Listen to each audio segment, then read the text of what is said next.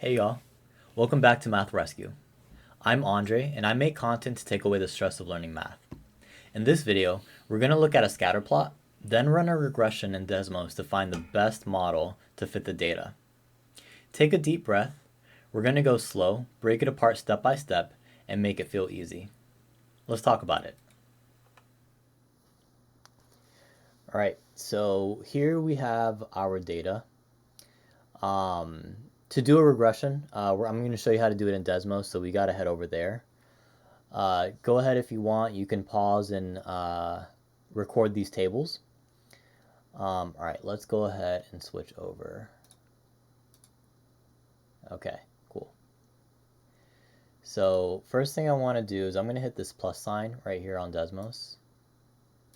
Hit this plus sign. We're going to select table.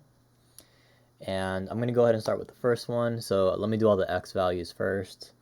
-2, -1, 0, 1, 2, 3, and 4.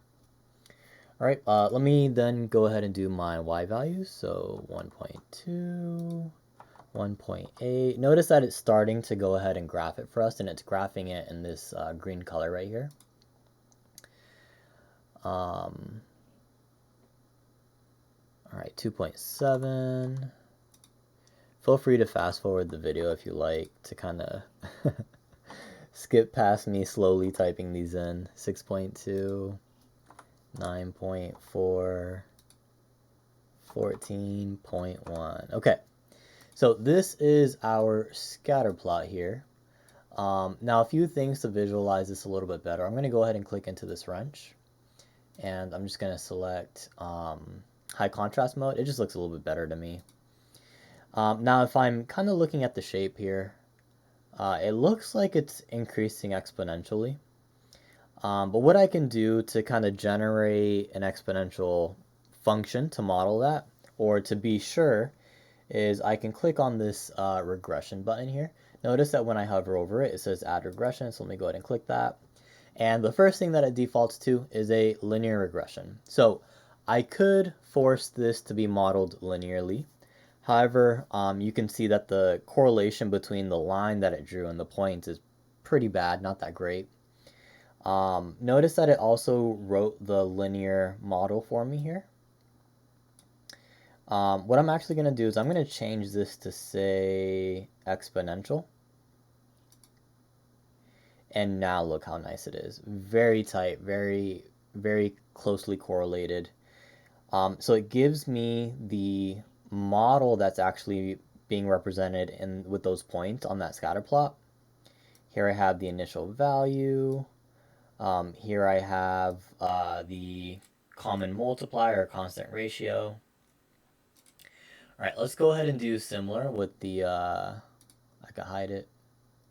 Let's go ahead and do similar with the other table that we have. So same thing, I'm going to hit the plus button to add a table in here. And then we're going to start with the x values. So this one goes from 0, 5, 10, 15, 20, 25, and 30. And then my y values, -4,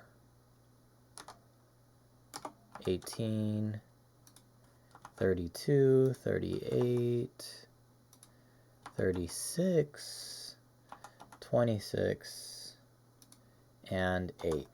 And I'm going to zoom out. I can see that my y values are going all the way up to 38. So let me just make sure that I can see that on the y. I also see that the x is from 0 to 30, so I'm going to have to scoot it over a little bit. All right, and then we can see our scatter plot. Now, this looks like it's kind of making like a N shape. That N shape looks a lot like a parabola. So let's see what happens when we do our regression. So I'm going to click here.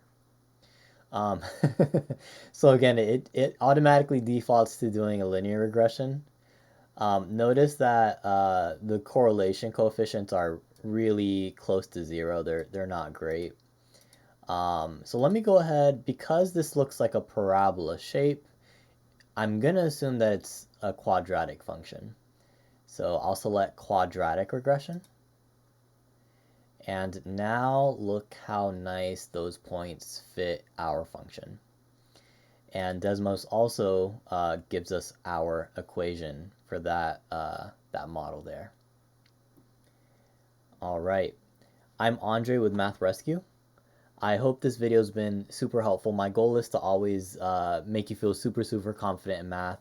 If you like the video, please support the channel by giving me a like and subscribing. I'll see you in the next one.